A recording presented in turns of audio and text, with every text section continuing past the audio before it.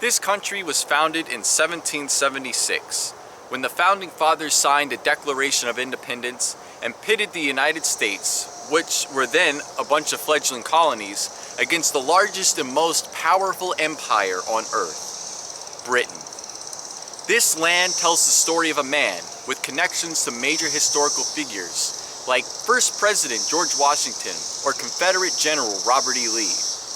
It's also the story of the first congressional representative for Virginia. This is the story of Richard Bland Lee. Richard Bland Lee would become the owner of this land in 1787 after the passing of his father. This land would be split between him and his brother Theodric, with Richard taking the northern area. In 1789, Richard would leave to become the first representative for Virginia in the first Congress of the United States of America. Before departing, he dubbed this site as Sully. He would spend 5 years as our representative in Philadelphia, where he would meet and marry Elizabeth Collins.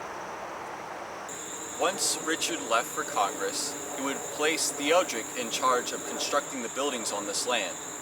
The buildings were based on Georgian and Federalist architecture. The buildings that were placed here are as follows: a stone dairy, a smokehouse, a kitchen, 3 slave quarters, and a left wing on the house.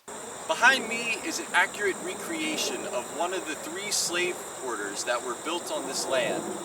It was rebuilt in the year 2000 using only the tools and materials available to the workers at the time that these buildings were originally made. In 1789, the site was restored by Fairfax County Park Authority. It was refurnished with items from the Federalist period, which were the years between 1787 and 1838. This is also the period of time in which the site is protected under. Today there are many different activities that you can partake here up at Sully Historic Site. You can go on a self-guided tour or purchase tickets for house tours. They also have exciting dairy days where you can make your own butter and ice cream, and tie-dye events where you can tie-dye shirts with organic dyes. It is also open to general learning opportunities. Sully has had a very long history and traded many hands along the way. Just like the other locations covered on this series, it had the humblest of beginnings but blossomed into an extremely important historical site. This land saw the creation of our nation. The very first congressman for Virginia lived here, and it stands as a monument to where we were and just how far we've come.